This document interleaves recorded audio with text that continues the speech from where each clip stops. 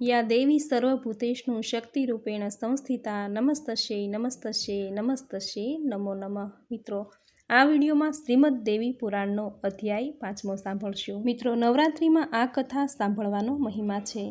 નવરાત્રિના 9 દિવસ દેવી પુરાણ સાંભળવાથી વ્યક્તિ જો ગરીબ હોય તો તે ધનવાન બને છે, રોગી હોય તે સ્વસ્થ બને છે।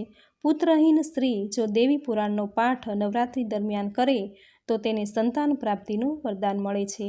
આ પુરાણ એ જીવન, જ્ઞાન, શક્તિ, સંપત્તિ, કીર્તિ અને પ્રતિષ્ઠાને આપનાર છે। આથી જ નવરાત્રિમાં માની પૂજા, આરાધના, વ્રત, જપ જો કંઈ ન થઈ શકે તો શ્રીમદ દેવી પુરાણનો પાઠ થોડો સમય કાઢીને જરૂર કરવો જોઈએ। જો તમારી પાસે પાઠ કરવાનો સમય ન હોય તો આ વિડીયો દ્વારા તમે તમારા કામકાજ કરતાં કરતાં પણ સાંભળી શકો છો। મિત્રો, આ કથામાં દેવીના ગૂઢ રહસ્યનું વર્ણન કરવામાં આવેલું છે। આ પુણ્ય કથા શ્રદ્ધાળુ શ્રોતાઓને રીતિ સિદ્ધિ આપે છે।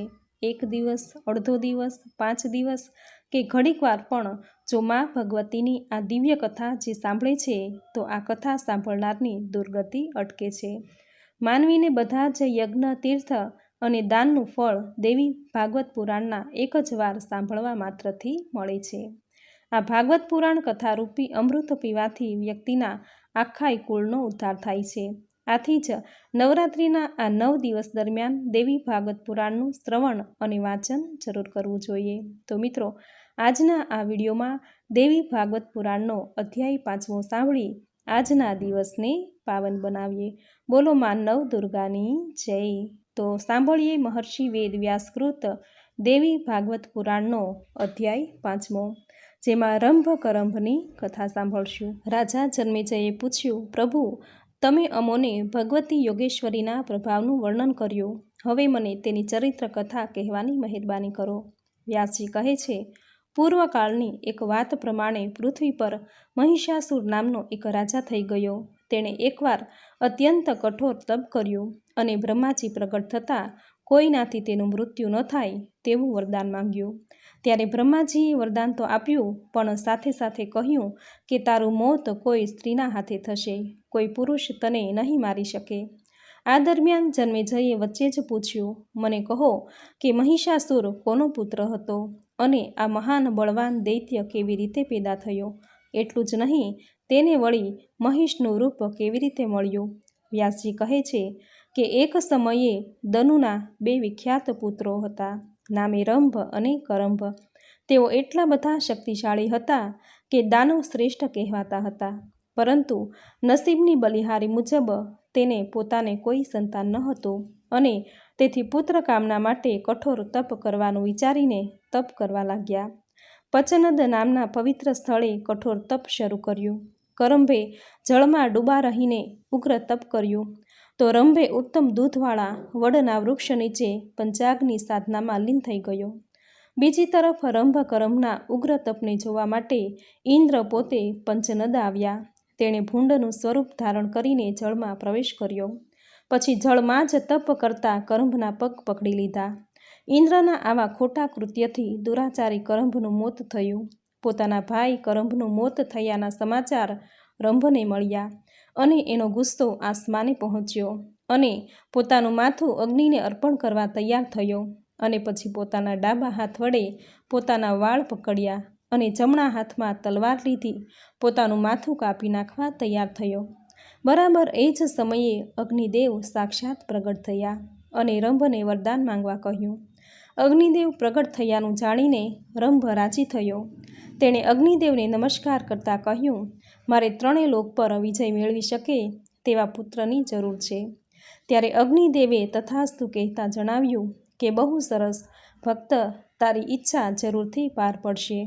જે સુંદર સ્ત્રી પર તું મોહિત થઈ જઈશ એ સ્ત્રીના ગર્ભથી તને એવો પરાક્રમી પુત્ર મળશે।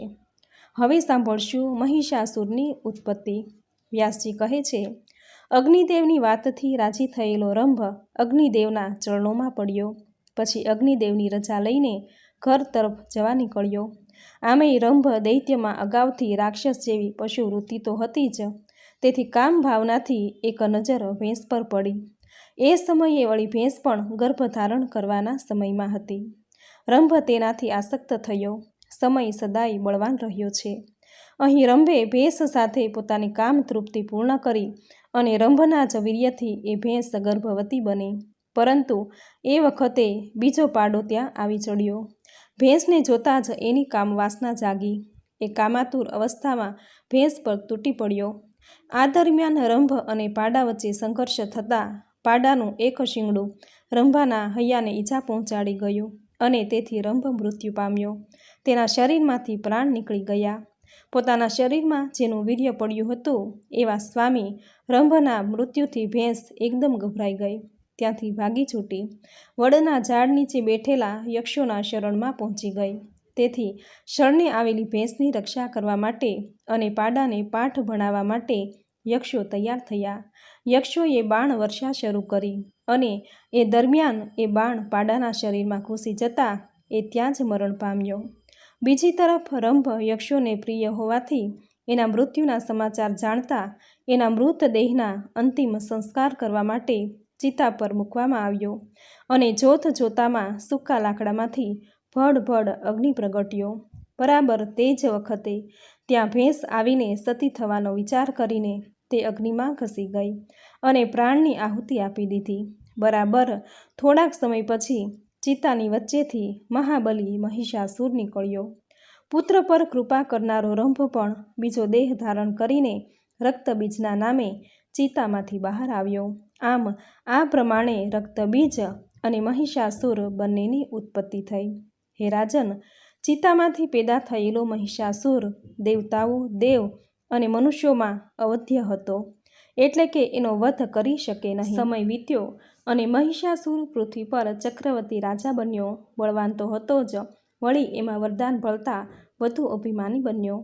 પૃથ્વી પછી સ્વર્ગ પર ચડાઈ કરવાનું અને સ્વર્ગને જીતવાનો એણે ઈરાદો કર્યો. એ પછી પોતાના એક દૂતને સ્વર્ગના રાજા ઇન્દ્રની પાસે મોકલ્યો.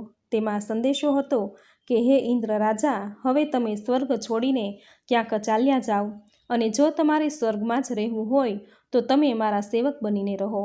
મારી આ બે શરતો માન્ય ન હોય તો યુદ્ધ માટે તૈયાર થઈ જાઓ. મારે તમારી સાથે યુદ્ધ કરવું જ પડશે. હવે સાંભળશું ઇન્દ્ર અને દેવોનું મહિષાસુર બિડાલ તામ્ર સાથેનું યુદ્ધ. વ્યાસજી કહે છે કે સ્વર્ગમાં આ પ્રમાણેનો સંદેશો આવ્યો. ઇન્દ્ર રાજા બે ઘડી વિચારમાં પડી ગયા. તેણે તમામ દેવોને ભેગા કરીને સંદેશાની વાત સંભળાવી. એ જમાનામાં જ્યારે યુદ્ધો થાય એ પૂર્વે સામેના દુશ્મન રાજાની શક્તિનો કયાસ કાઢવા માટે ખાનગી રાહે તપાસ કરવામાં આવતી. તેનો એક અંદાજ બાંધવામાં આવતો અને એ પછી જ યુદ્ધ શરૂ થતું. ઇન્દ્ર રાજાનો ખાનગી ગુપ્તચર મહિષાસુરની સેનામાં જઈ આવ્યો. એની તાકાત અને આયુધોનો અંદાજ મેળવી એ પાછો ઇન્દ્ર રાજા પાસે આવ્યો. સઘળી માહિતી આપી ત્યારે ઇન્દ્ર રાજા ખુદ નવાઈમાં પડી ગયા. વિચારવા લાગ્યા કે આટલી બધી તાકાત અને આટલા બધા હથિયાર દુશ્મન એવા મહિષાસુર સાથે લડાઈ માટે સ્વર્ગમાં પણ ભારેથી અતિ ભારે તૈયારી કરવી જોઈએ. આમ વિચારી ઇન્દ્ર રાજાએ મંત્રવેતાઓમાં ઉત્તમ એવા બૃહસ્પતિને બોલાવીને તેની સાથે તેનો ઉકેલ કેવી રીતે કાઢવો તેની ચર્ચા વિચારણા કરી. આ સાથે ત્યાં હાજર સૌ દેવોએ એકી સૂરમાં કહ્યું, ગમે તે થાય, આપણે સૌ એ દુષ્ટ મહિષાસુર સાથે યુદ્ધ કરીને એને મારીશું. એ દુર્જય દૈત્ય જીતવો રહે એ આપણા માટે ખતરનાક છે. એ પછી બ્રહ્મા, વિષ્ણુ, મહેશ એ સૌ પોતપોતાના વાહનો સાથે યુદ્ધ માટે નીકળ્યા. સાથે એના વિવિધ આયુધો હતા. ઇન્દ્ર રાજા કે જેના પર મહિષાસુરનો સંદેશ આવ્યો હતો તે ઐરાવત નામના હાથી પર ચઢીને યુદ્ધભૂમિ ભણી ગયા.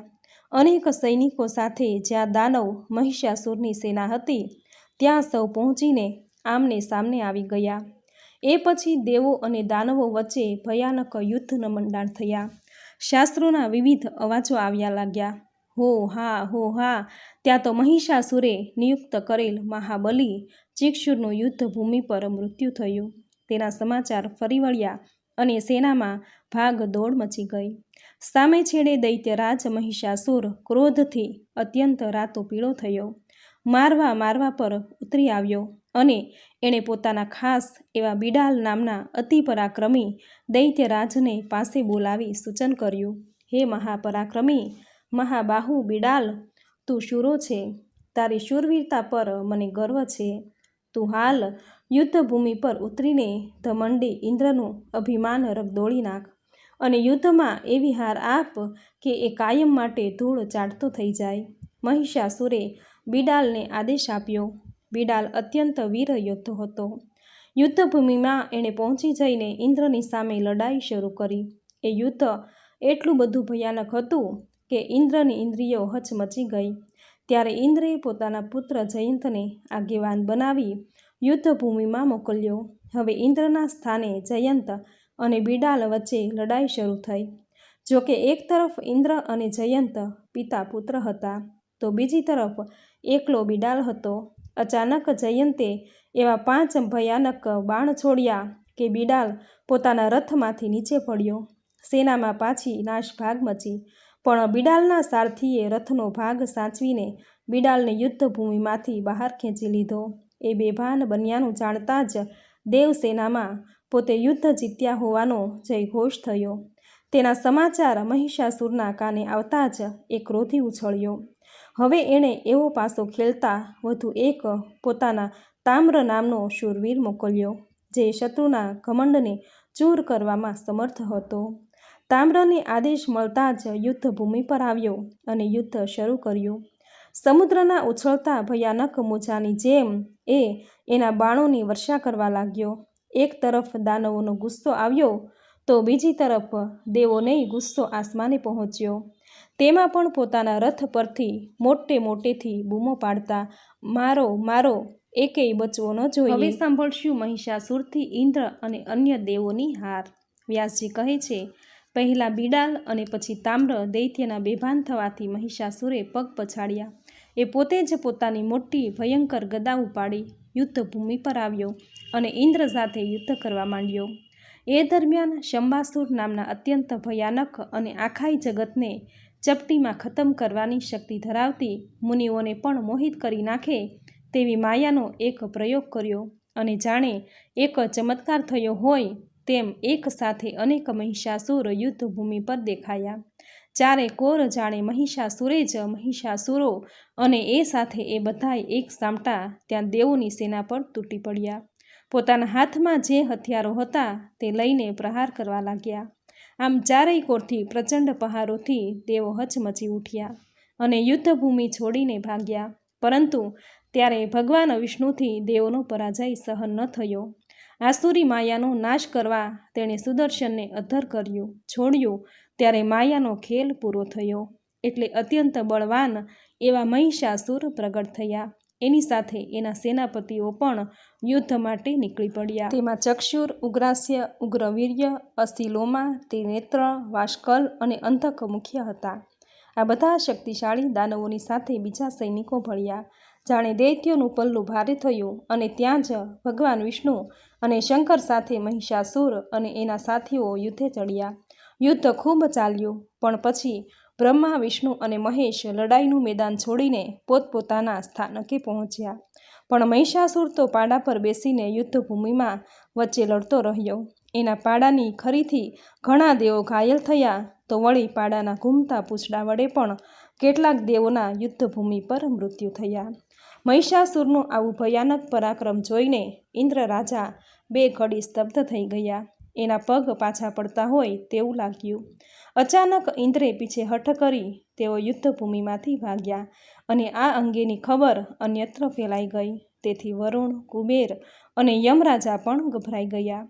મહિષાસુરે ઇન્દ્રનો ઐરાવત હાથી પોતાના કબજામાં લઈ લીધો. આ ઉપરાંત કામધેનુ ગાય, ઉચ્ચશ્રવા નામના ઘોડાને પણ પોતાની પાસે લઈ લીધા. આમ દેવોની તાકાત ઘટી, જાણે એનું નૈતિક બળ તૂટી ગયું. મહિષાસુરે યુદ્ધભૂમિમાંથી સ્વર્ગમાં જ્યાં ઇન્દ્રનો મહેલ હતો ત્યાં જઈને જોયું તો એ ખાલી હતો. એટલે મહિષાસુરે એ મહેલમાં પગ મૂકીને એને પોતાનો કરી દીધો. જ્યાં ઇન્દ્રને બેસવાનું સિંહાસન હતું તેના પર બેસી જઈને અટ્ટહાસ્ય કર્યું. એ પછી પૂરા 100 વર્ષ યુદ્ધ ચાલ્યું અને મહિષાસુરે ઇન્દ્રનું પદ પોતે ધારણ કરી લીધું. 100 વર્ષ જેટલો સમય સ્વર્ગથી દૂર રહેતા બધા દેવોનું જાણે નૈતિક બળ સમાપ્ત થઈ ગયું. હિંમત ઓસરી ગઈ. બધા દેવો વળી પાછા બ્રહ્માજીના શરણમાં એકઠા થયા અને પોતાની પર આવી પડેલી સમસ્યા કહી. ત્યારે બ્રહ્માજી બોલ્યા કે દેવો તમારી વાત 16 આની સાચી છે, પણ હું શું કરી શકું? મહિષાસુરને તેને મળેલા વરદાનનું અભિમાન છે. એ કદી પુરુષથી મરવાનું નથી.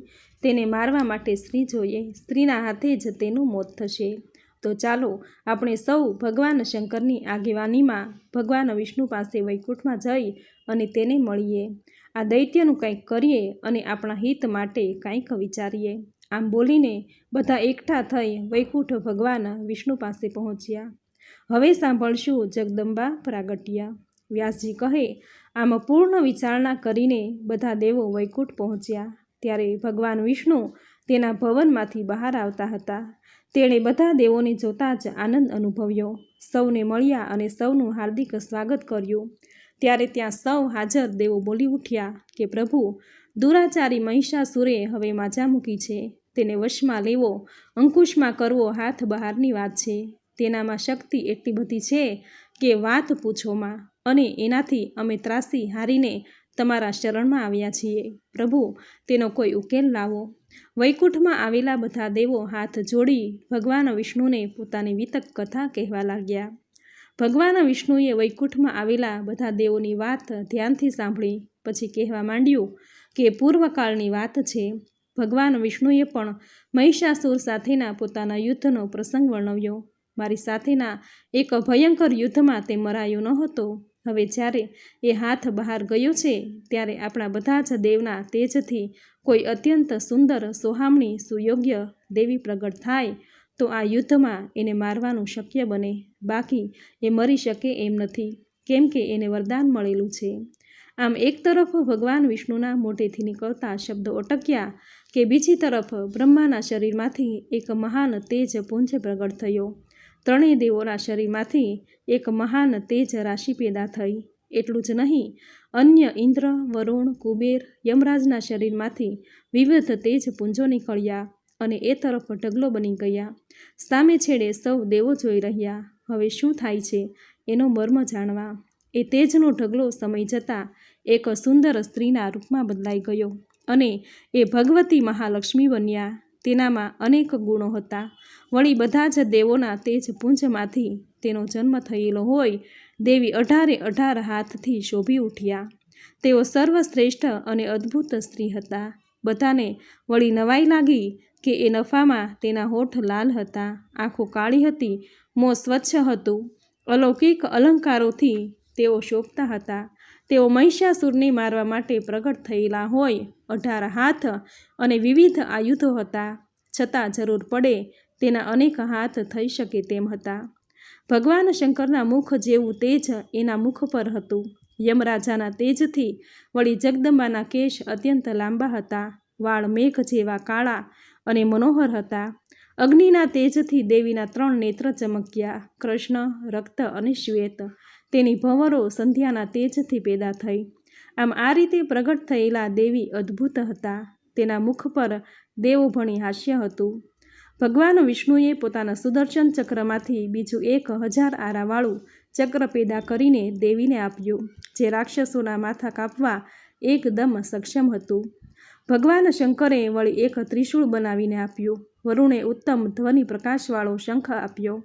અગ્નિદેવે શતધ્વનિ નામનું શસ્ત્ર આપ્યું. વાયુદેવે બાણ આપ્યા અને કુબેરે મધ ભરેલું પાત્ર આપ્યું. વરુણે વળી પ્રસન્નતાપૂર્વક એક પાશ આપ્યો.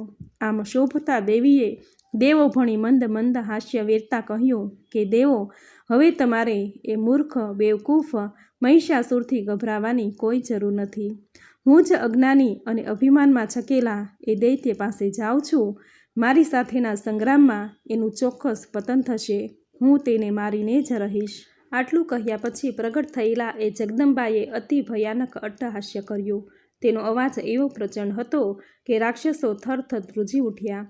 સામે છેડે આ અવાજ મહિષાસુરના કાન સુધી આવ્યો અને એ પણ ક્રોધથી સમસમી ઉઠ્યા. એણે પૂછપરછ અર્થે પોતાના દૂતોને તત્કાળ તેડાવ્યા. દૂતોએ જ્યાં દેવી હતા ત્યાં આવીને દેવીને જોયા. પછી પોતાના માલિક એવા મહિષાસુર પાસે પાછા આવીને વાત કરી કે હે દાનવેશ્વર, અટ્ટહાસ્ય કરનારી એક દેવી હતી. એની તો અમે શી વાત કરીએ. આવી અદ્ભુત રસવાળી સુંદર સ્ત્રી અમોએ ક્યાંય અને ક્યારેય જોઈ નથી. એ સુંદર છતાં વળી ભયંકર પણ છે.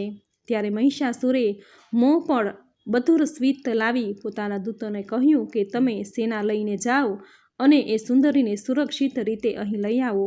મારે તેને મારી પટરાણી બનાવી છે. વાંકી ભ્રમરવાળી પટરાણી મને ખૂબ ગમશે. ત્યાર પછી મહિષાસુરનો દૂત ભગવતી જગદંબાની પાસે ગયો અને કહેવા લાગ્યો કે દેવીજી, મારા સ્વામીએ આખા જગત પર વિજય મેળવ્યો છે. તેઓ મહિષાસુર નામ ધરાવે છે. મનને મુગ્ધ કરનારું રૂપ જોઈને તેઓ તમને મળવા માંગે છે. તમને યોગ્ય લાગે તો અમારા સ્વામી પાસે ચાલો. હવે સાંભળશું મહિષાસુરના દૂત સાથે દેવીનો વાર્તાલાપ. વ્યાસજી કહે, મહિષાસુરના દૂતની આ મુજબની વાત સાંભળીને દેવી ગંભીર વાણીમાં કહેવા લાગ્યા, હે દૂત, તમારે એ જાણવું જોઈએ કે હું દેવતાઓની માતા છું અને નામ મારું મહાલક્ષ્મી છે. બધા જ દૈત્યોનો વધ કરવા હું આજે પ્રગટ થઈ છું. મહિષાસુરનો વધ કરવા બધા દેવોએ મને પ્રાર્થના કરી છે. તે દાનવના કારણે આ બધા દેવો દુઃખી છે. અત્યારે દેવોને યજ્ઞ ભાગ પણ મળતો નથી. તે માટે હું આજે અહીં આવી છું. હું મહિષાસુરને મારવાનો પ્રયાસ કરી રહી છું. મારી પાસે અપાર શક્તિઓ છે. તેથી તે પાપીને જઈને કહેજો કે મારા બાણોની અણી ઝીલવા તૈયાર રહે. એ પહેલાં એ જો પાતાળમાં ચાલ્યો જશે તો એનું કલ્યાણ થશે. જો એને યુદ્ધ કરવાની ઈચ્છા હોય તો આવી જાઓ. હું એ સૌને યમ સદન પહોંચાડવા તૈયાર છું. આટલી વાત પછી મહિષાસુરનો દૂત વળી પાછો મહિષાસુરની પાસે આવ્યો અને પ્રણામ કરીને કહેવા લાગ્યો, હે રાજન, સિંહની પીઠ પર બેઠેલી તે સ્ત્રી સુંદર નહીં, અતિ સુંદર છે. એના અંગે અંગ સુંદર છે. પણ એ તો તમને યમ સદને મોકલવાની કાળનો કોળિયો બનાવવા માટે થનગની રહી છે. જો બચવું હોય તો ક્યાંક ચાલ્યા જાય, નહીં તો મોત નક્કી છે, એવું તે કહે છે. રાજન, એ દેવી વળી અભિમાનમાં છકી ગઈ હોય તેવું પણ લાગે છે. પોતાના પાછા આવેલા દૂતના મોઢેથી આવી વાત સાંભળતા જ મહિષાસુર ક્રોધથી રાતો પીળો થઈ ગયો. તેણે પગ પછાડ્યા, પણ કોઈ ખોટો ઉતાવળિયો નિર્ણય લેવાને બદલે શાંત ચિત્તે વિચાર કરી ઉઠ્યો. એ પછી એણે આ બાબતે પોતાના દરબારના વૃદ્ધ અને અનુભવી મંત્રીઓની સાથે ચર્ચા વિચારણા અને સલાહ સૂચન લેવાનું નક્કી કર્યું. ચર્ચાઓ ખૂબ ચાલી.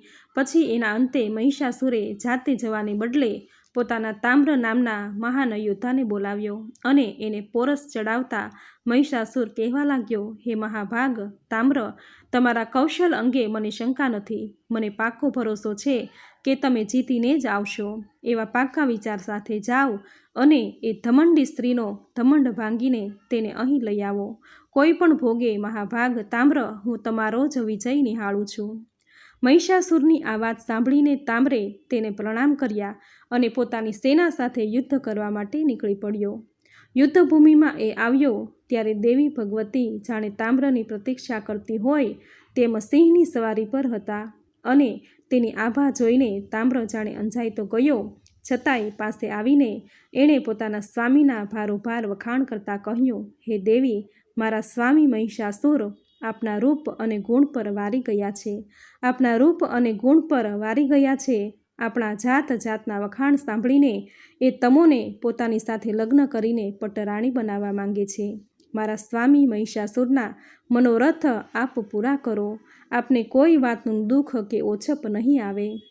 હવે સાંભળશું વાષ્કલ અને દુર્મુખનો અંત.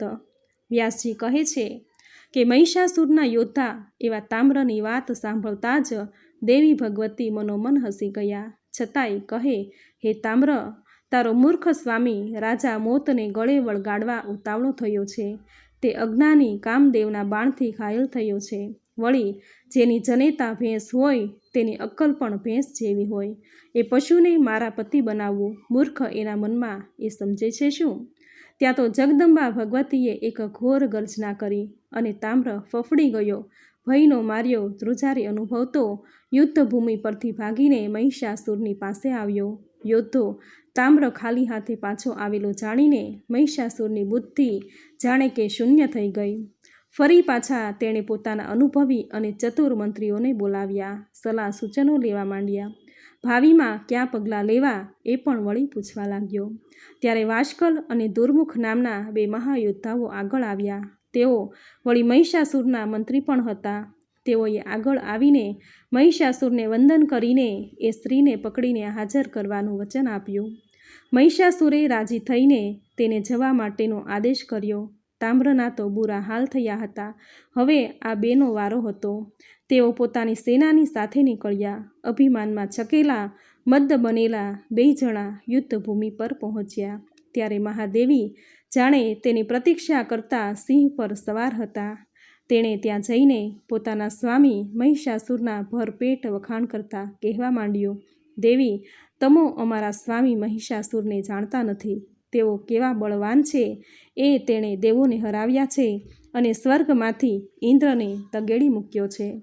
યુદ્ધભૂમિમાં તેની સાથે કોઈ ટકી શકે તેમ નથી. અને આથી જ અમે કહીએ છીએ કે તમો અમારા સ્વામી મહિષાસુરને તમારા પતિ તરીકે પસંદ કરી લો, સ્વીકારી લો. તમારો ચારેય કોર એના લીધે જય જયકાર થશે. ભગવતી દેવીએ વાષ્કલ અને દુર્મુખના મોઢેથી નીકળેલી આ વાતો સાંભળતા કહ્યું, એ મૂર્ખાઓ, તમારા સ્વામીની આવી ખરી ખોટી વાતોની મારી પર કોઈ અસર થવાની નથી. અને હા, મને હરાવ્યા વિના પૃથ્વીના કોઈ પણ ભાગ પર એને જરા જેટલું સ્થાન મળવાનું નથી, ન સ્વર્ગમાં કે ન અન્ય કોઈ સ્થળે. તેણે મારી સાથે યુદ્ધ કરવું જ પડશે. ભગવતી દેવીએ આવા કઠોર કડવા વેણ સંભળાવતા મહિષાસુરના બંને દૈત્યો વાષ્કલ અને દુર્મુખનો ક્રોધ ઉકળી ઉઠ્યો. એ તો તરત જ યુદ્ધ કરવા પર ઉતરી આવ્યા. પોતાની સાથે લાવેલા બાણોમાંથી ભગવતી દેવી પર બાણોની વર્ષા કરવા લાગ્યા. જોત જોતામાં દેવી ભગવતી અને મહિષાસુરના 2 યોદ્ધાઓ વચ્ચે ભયંકર યુદ્ધ મંડાયું. ત્યારે ભગવતી દેવી પાસેના અનેક હથિયારોમાં એક અર્ધચંદ્ર નામનું બાણ હતું. તેણે ઉઠાવ્યું અને વાષ્કલ ભણી છોડ્યો. જે વાષ્કલ દેવી પર બાણોની વર્ષા કરતો હતો તે ગભરાયા વિના પાસે હતી એ ગદા ઉઠાવી અને દેવી પર તૂટી પડ્યો. આથી દેવી ભગવતીને ભયંકર ગુસ્સો આવ્યો. એક રાતી આંખે એની સામે જોયું અને બીજી જ ક્ષણે ભગવતીએ પોતાના હાથમાં રહેલું ત્રિશૂળ વાષ્કલની છાતીમાં ભોંકી દીધું. દેવીના પ્રચંડ પ્રહારથી વાષ્કલ ત્યાં જ ઢળી પડ્યો. તેના શરીરમાંથી પ્રાણ નીકળી ગયા. યુદ્ધભૂમિ પર મહિષાસુરનો એક વીર યોદ્ધો દેવીના હાથે મરાયો. એ પછી પોતાના સાથી યોદ્ધાનો અંત આવતા હવે દેવીની સામે મહિષાસુરનો બીજો યોદ્ધો દુર્મુખ આવીને ઊભો અને તરત જ એ લડવા માંડ્યો. વળી પાછું દેવીનું દુર્મુખ સાથે ભયંકર યુદ્ધ મંડાણું. આ વખતે પણ મહિષાસુરના યોદ્ધા દુર્મુખે દેવીને હરાવવાનો પ્રયાસ તો ખૂબ જ કર્યો, પણ એમ કાંઈ એને વળી શાનો વિજય મળે. દેવીના હાથમાં ઘૂમતી તલવારના એક તીક્ષ્ણ પ્રહારથી દુર્મુખના મુકટ સાથેનું માથું કપાઈને યુદ્ધભૂમિમાં ધૂળ ભેગું થઈ ગયું. હવે સાંભળશું યક્ષુરાક્ષ, તામ્રાક્ષ અને અસીલોમાં વિડાલાક્ષનો વધ. વ્યાસજી કહે છે, પહેલાં તામ્ર, પછી વાષ્કલ અને દુર્મુખના વધના સમાચાર જેવા દાનવરાજ મહિષાસુરને મળ્યા કે એ તો બેભાન જેવો બની ગયો. થોડીવાર પછી ભાનમાં આવ્યો અને ત્યારે એ પોતાના દરબારીઓને વળી પૂછવા લાગ્યો કે અરે, આ શું થઈ ગયું? એક સ્ત્રી સામે આ શું બની રહ્યું છે? મારા દુર્મુખ અને વાષ્કલ તો અત્યંત બહાદુર હતા. તમો આમ હાર્યા કેવી રીતે? મને તો ભારે નવાઈ લાગી રહી છે. મહિષાસુર નવાઈમાં પડી ગયો. વ્યાસજી આગળ કહે છે કે રાજન, આ પ્રમાણેની પરિસ્થિતિ સર્જાણી હતી. ત્યારે મહિષાસુરનો વધુ એક મહાબળવાન યોદ્ધો ચિક્ષુરાખ્ય બોલી ઉઠ્યો, મહારાજ, એક સ્ત્રીને મારવી તેમાં કોઈ જાતની ચિંતા શું કરવી? તમો કઈ વાતે વિચારશો જ નહીં. હું એ સ્ત્રીને ચપટીમાં ચોળી નાખીશ. ચિક્ષુરાખ્યની વાતથી મહિષાસુર ખુશ થયો અને તેને તત્કાળ યુદ્ધભૂમિ પર જવાનો આદેશ આપ્યો. સાથે જણાવ્યું કે એના વધના સમાચાર મને ઝડપથી પાઠવો. હા મહારાજ, ચિક્ષુરાખે કહ્યું અને એ પછી સૈનિકોને લઈ રથમાં બેસીને યુદ્ધભૂમિ પર આવી પહોંચ્યો. આ વખતે વળી એણે તામ્રને પોતાનો ખાસ અંગરક્ષક બનાવ્યો હતો. યુદ્ધભૂમિમાં દેવી ભગવતી હાજર હતા. તેને જોતાં જ ચિક્ષુરાખે બાણો વરસાવવા શરૂ કર્યા. તેના અન્ય સૈનિકોએ યુદ્ધનો આરંભ કરી દીધો. દેવી ભગવતી સાવધાન હતા. તેણે ચિક્ષુરાખના તમામ બાણોને વચ્ચેથી જ નિષ્ફળ બનાવી દીધા. લડાઈ બરાબરની જામી હતી. ધૂળના ગોટે ગોટા અને હાકોટા પડકારા. આ દરમિયાન તામ્રાક્ષે પોતાની પાસે લોખંડનું મજબૂત એવું મૂછળ હતું. એ લઈને માતાજી જે સિંહ પર સવાર હતા એ સિંહના માથે ફટકારી દીધું. માતાજીની નજર ગઈ, તેઓ ક્રોધથી ખળભળી ઉઠ્યા અને તેણે પોતાના હાથમાંની એકદમ તીક્ષ્ણ અને ચળકતી તલવાર તામ્રાક્ષના ગળે મારી. એનું માથું ધડામ કરતું નીચે ધૂળમાં પડી ગયું. વધુ એક દૈત્યનો અંત માતાજીના હાથે આવી ગયો. લોહીની નદીઓ વહેવા લાગી. પોતાના ઉચ્ચ કક્ષાના યોદ્ધા તામ્રાક્ષનું મોત થયાના સમાચારથી ચિક્ષુરાખ ખળભળી ઉઠ્યો. હાથમાં ખુલ્લી તલવાર રાખીને માતાજીને મારવા તેણે યુદ્ધભૂમિમાં દોટ મૂકી.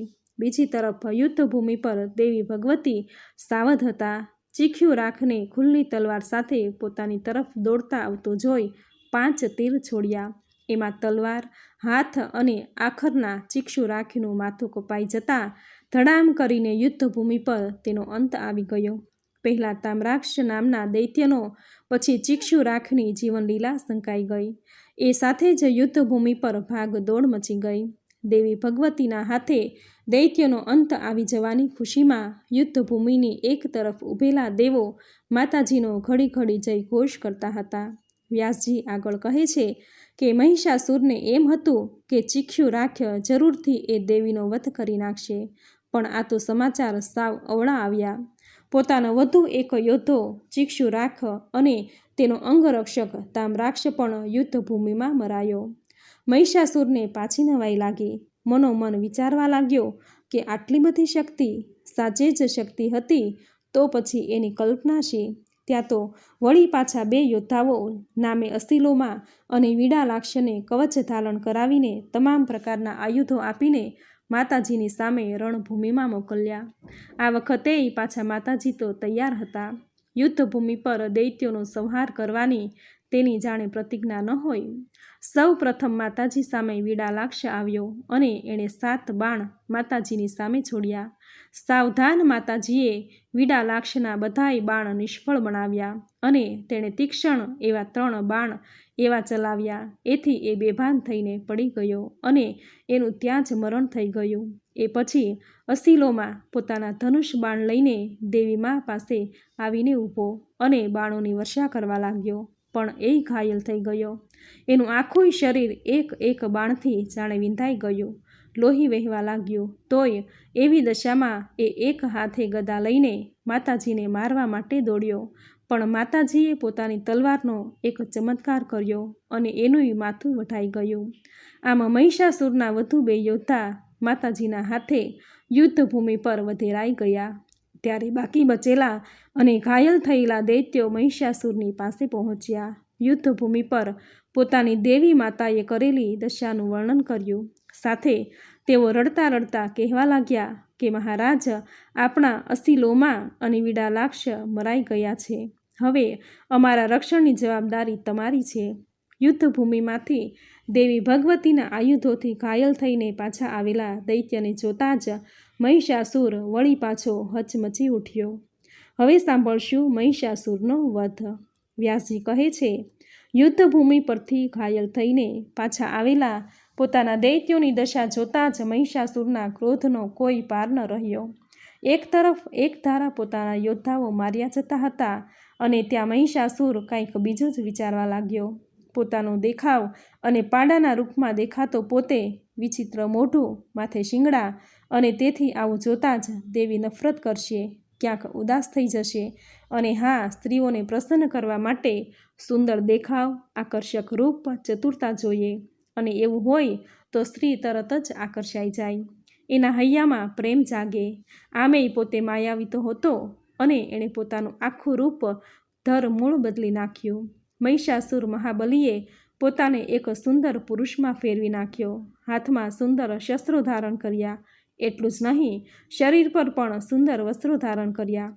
અગાઉ તે પાંડા જેવો વિચિત્ર લાગતો હતો, હવે નવા રૂપમાં તે કામદેવના જેવો લાગતો હતો. એ પછી હાથમાં ધનુષ બાણ ધારણ કરીને રથમાં બેસી અભિમાનથી છકી જઈ થોડી જ વારમાં પોતે યુદ્ધભૂમિ પર આવી ગયો. બરાબર ભગવતી દેવીના સામે આવીને તે ઊભો. મહિષાસુર પોતાની સામે આવેલો જોઈને દેવી માતાએ શંખનાદ કર્યો. એ શંખધ્વનિ સાંભળતા જ હસતા હસતા મહિષાસુર બોલી ઉઠ્યો કે દેવી, આ આખું જગત પરિવર્તનશીલ છે. સ્ત્રી અથવા પુરુષ જેઓ આ જગતમાં રહે છે તે બધાના મનમાં ગમે તે રીતે સુખ ભોગવવાની ઈચ્છા રહેલી હોય છે. મનુષ્યોને સંયોગમાં સુખ મળે, વિયોગમાં ક્યાંય સુખ નથી. સંયોગના ઘણા પ્રકાર છે જે તમે જાણતા જ હશો, પણ હું મારી રુચિ પ્રમાણે શરીર રૂપ બદલી શકું. હે દેવી, ઇન્દ્ર જેવો ઇન્દ્ર મારી સાથેના યુદ્ધમાં હારી ચૂક્યો છે અને હાલમાં મારા મહેલમાં જેટલા દિવ્ય રત્નો છે એટલાનો તમે ઉપયોગ કરી શકો છો. હવે તમે મારી પટરાણી બનવાનો મારો પ્રસ્તાવ મનમાં ધરીને તૈયાર થઈ જાઓ. આજે એક વીર યોદ્ધા મહાબલી હોવા છતાંય એક સેવક તરીકે તમારી સામે ઊભો છે. મારી સામે જોવાની કૃપા કરો, એક નજર કરો. તમારી આજ્ઞાથી હું દેવો સાથે વેર ઝેર છોડી દઈશ. તમને સુખ મળે એ માટે સતત ખ્યાલ રાખીશ. તમે જે ઈચ્છશો એ થશે. મધુર વચન બોલનારા સુંદર સ્ત્રી કામદેવના બાણોએ મને ઘાયલ કર્યો છે.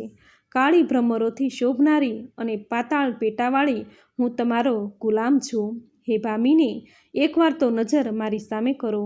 ત્યારે જાણે ભગવતી દેવી મહિષાસુરના એક વાક્યની સામે જાણે એક વજનદાર હથોડો માર્યો હોય તેવી રીતે જવાબ આપતા મહિષાસુરને કહ્યું, હે મહામૂર્ખ, સ્ત્રીને ભોગવવા માટે તું શા માટે આટલો બધો ઉતાવળો થયો છે? મહામૂર્ખ, તને ખબર ન હોય તો હું તને જણાવી દઉં કે સ્ત્રી સાંકળ સમાન છે.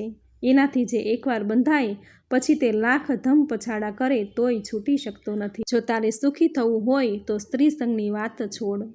જગદંબાની સાચી વાત કામાંત મહિષાસુરમાં ઉતરી નહીં. એ તો એનો બકવાસ લવારો કરતો રહ્યો. ફરીવાર તેણે કહ્યું, હે પ્રસન્ન મુખવાળી, તારા પર મને પ્રહાર કરતાં અત્યંત બીક લાગે છે, કેમ કે તમે સ્ત્રી છો. ત્યાં તો જગદંબાએ કહ્યું કે મૂર્ખ, તારો લવારો હું ખૂબ સાંભળી ચૂકી છું. હવે ચૂપચાપ દેવોની સાથેની દુશ્મનાવટ છોડીને પાતાળમાં ચાલ્યો જા. એમાં જ તારી ભલાઈ છે. જો આ માર્ગ મંજૂર ન હોય તો મારી સાથે યુદ્ધ કર અને તારા અસુરોનો ખાત્મો કર્યા પછી જ મને ચેન પડશે અને પછી જ હું અહીંથી નીકળીશ. દાનવરાજ, તુંય લખી લે કે જ્યારે ધરતી પર સંતો દુઃખી થાય છે ત્યારે મારે અવતાર ધારણ કરીને આવવું પડે છે. ભગવતી જગદંબાએ આ પ્રમાણે કહ્યું અને બંને વચ્ચે યુદ્ધનો નિર્ધાર થતાં યુદ્ધનો આરંભ થયો. એક તરફ ભગવતી દેવી તો બીજી તરફ મહાબલી મહિષાસુર. ત્યાં તો દુર્ધર આવી પહોંચ્યો. તેણે દેવી પર તીક્ષ્ણ ઝેરી બાણ છોડ્યા. દેવીએ પણ એની પર વળતા પ્રહારના ભાગરૂપે ચળકતા બાણના ઉપયોગથી દુર્ધરને વીંધી નાખ્યો. એ પછી તેનો મિત્ર યોદ્ધો ત્યાં આવી પહોંચ્યો. તીરો છોડીને યુદ્ધ કરવા લાગ્યો. તેણે 7 તીર છોડ્યા, પણ એના હાલ પણ બુરા થયા. ત્રિનેત્ર પણ હણાયો. એ પછી વધુ એક દૈત્ય અંધકને પાનો ચડ્યો અને માતાજીની સામે આવ્યો. તેણે માતાજીના સિંહના માથા પર લોખંડની ગદા વડે પ્રહાર કરતા કોપાયમાન સિંહે એને પોતાના નખ વડે ફાડી ખાધો.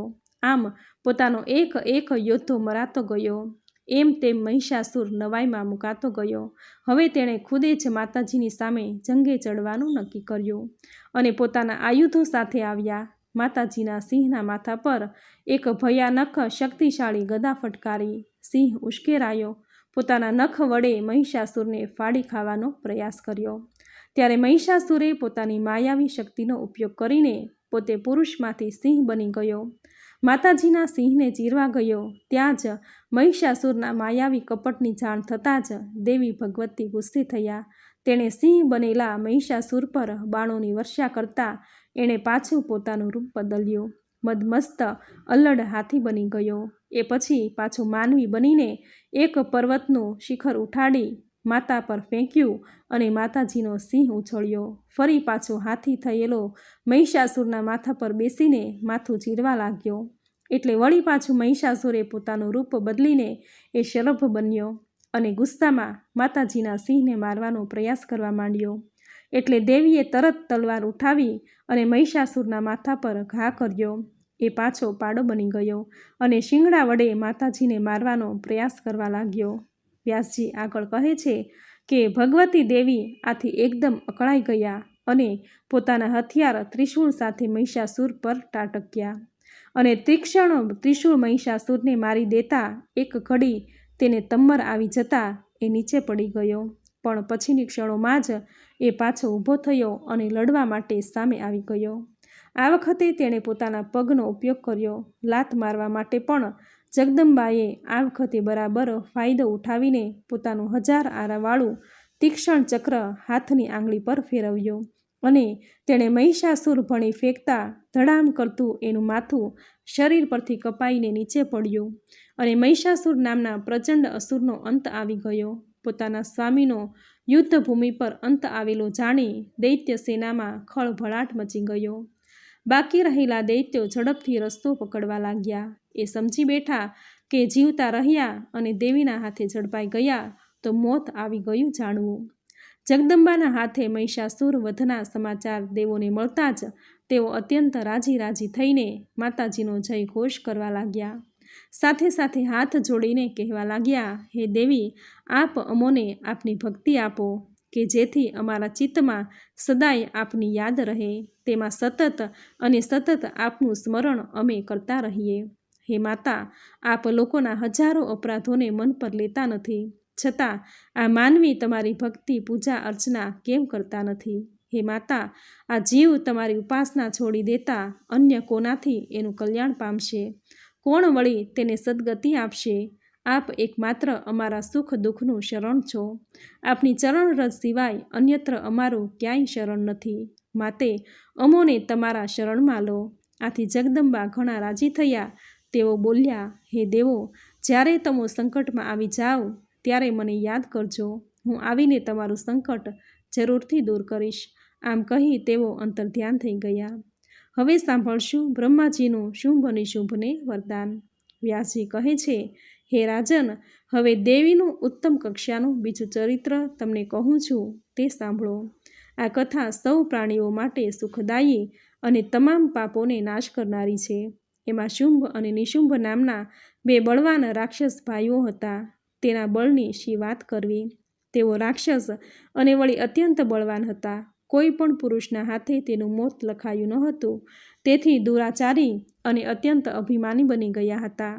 ભગવતી જગદંબા સાથે તેનું ભયાનક યુદ્ધ થયું અને યુદ્ધભૂમિમાં તેઓ મરણ પામ્યા. એટલું જ નહીં, મહાદેવી જગદંબાની સામેની લડાઈમાં શુંભ નિશુંભ ઉપરાંત ચંડમૂળ અને ભયાનક રક્તબીજ અને ધૂમ્રલોચન જેવા ભયાનક રાક્ષસોનો પણ અંત આવ્યો. રાજા જન્મેજયે આ બંને અસુરો વિશે પૂછપરછ કરી. દેવીના હાથે તેઓ કેવી રીતે મરાયા વગેરેની વાત કહેવાનું જણાવવામાં આવતા વ્યાસજી કહે છે, હે રાજન, જૂના કાળમાં એકવાર પાતાળમાં રહેતા 2 દૈત્યો શુંભ અને નિશુંભ પૃથ્વી પર આવ્યા. બંને સગા ભાઈઓ હતા.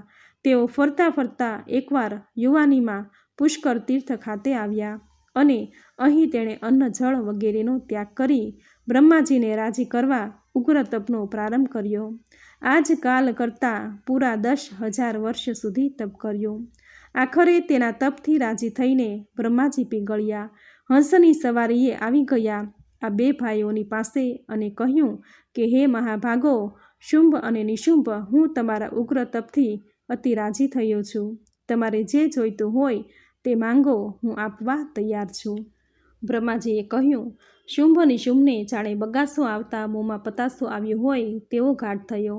ત્યારે 2 દૈત્યો બ્રહ્માજીને નમસ્કાર કરીને બોલી ઉઠ્યા, હે દેવ કૃપાનિધિ, તમે અમારા પર રાજી થયા છો અને અમારા ભાગ્યની વાત છે કે જો આપ અમને વરદાન આપવાનું ઈચ્છતા હોવ તો અમને 2 ભાઈઓને અમર બનાવી દેવાનું વરદાન આપો. શુંભ નિશુંભની માંગણી જોઈને બ્રહ્માજી જાણે 2 ઘડી ચક્રાવે ચડી ગયા. છતાંય તેઓ બોલી ઉઠ્યા કે આવી અસંભવ માંગણી કોઈ પણ રીતે મંજૂર રાખવામાં આવે નહીં. કારણ કે જન્મેલાઓ એક દિવસ અચૂક મરવું પડે છે. જે જન્મે છે એ એની સાથે મોત લઈને આવે છે. તેમાં કોઈ બદલાવ આવતો નથી. તેથી એ વરદાનને છોડીને બીજું કંઈક માંગો, તે હું જરૂરથી પૂરું કરીશ. બ્રહ્માજીના શબ્દો પછી 2 ઘડી શુંભ નિશુંભ વિચારે ચડ્યા કે માંગવું શું? અમરતા મળવી તો શક્ય નથી. એ પછી તેઓ બોલી ઉઠ્યા, હે દેવ, અમને દેવ, માનવ, મૃગ, પક્ષી આમાંથી કોઈના હાથે અમારું મૃત્યુ ન થાય. કોઈ પણ પુરુષ અમને મારી ન શકે. રહી વાત નારીની, એની અમને લેશ માત્ર ચિંતા કે ભય નથી. કોમળ હૃદયવાળી નારી સદાય અબળા જ કહેવાય છે. શુંભ નિશુંભની વાત સાંભળી બ્રહ્માજીએ તેને તથાસ્તુ કહીને વરદાન આપ્યું અને તેઓ ત્યાંથી ગમન કરી ગયા. તે પોતાના બ્રહ્મલોકમાં ગયા તો શુંભ નિશુંભ પોતાના ઘેર આવ્યા. બે ભાઈઓમાં શુંભ મોટો હતો, તેથી શુક્રાચાર્યજીને પુરોહિત બનાવીને રાજ્ય ગાદી પરનો અધિકાર શુંભને મળ્યો. શુંભ અને શુંભની સેવામાં વળી બે દૈત્યો જોડાયા. ચંડ અને મુંડ બંને ભાઈઓ વળી મહાપરાક્રમી, અને તેને એમના બળનું પૂર્ણ અભિમાન પણ હતું. આ ઉપરાંત ધૂમ્રલોચન જેવા પ્રતાપી દાનવ પણ શુંભ અને શુંભની સેનામાં જોડાયો. વળી એક શૂરવીર રક્તબીજ પણ પાછો સેનામાં આવ્યો. રક્તબીજમાં તો વળી એ ખૂબી હતી કે એના લોહીના ટીપા જો યુદ્ધભૂમિ પર પડે તો એટલા બીજા દૈત્યો તરત જ ઊભા થઈ જાય. આમાં શુંભ અને શુંભની સેના અત્યંત મજબૂત હતી, અને જોત જોતામાં તેણે આખી પૃથ્વી પર પોતાની પકડ જમાવી. આ પછી શુંભ અને શુંભનો ડોળો ઇન્દ્રના સ્વર્ગ પર પડ્યો. તેની પાસે બળવાન સેના તો હતી જ, અને એના સહારે તેણે ઇન્દ્રના સ્વર્ગ પર ચઢાઈ કરતા દેવતાઓ, લોકપાલો કે ખુદ ઇન્દ્ર પણ શુંભ અને શુંભની સેના સામે ટકી ન શક્યા, અને એ ત્યાંથી ભાગ્યા. આથી શુંભે બળપૂર્વક ઇન્દ્રની ગાદી પડાવી લીધી. ઇન્દ્રને હરાવ્યા પછી શુંભ અને શુંભે કુબેરને હાર આપીને કુબેરની અઢળક સંપત્તિ પોતાની કરી નાખી. આગળ જતાં યમરાજા પણ હાર્યા. અરે સૂર્યચંદ્ર પણ શુંભ અને શુંભની આસપાસ પ્રદક્ષિણા કરતા થઈ ગયા. વ્યાસજી કહે છે, રાજન, બધા દેવો હારીને ભાગી ગયા, તેથી શુંભ અને શુંભને ફાવતું જડી ગયું. શુંભે સ્વર્ગ પર પોતાનો વહીવટ શરૂ કર્યો, અને જોત જોતામાં એના ભ્રષ્ટતા પ્રવેશવા લાગી.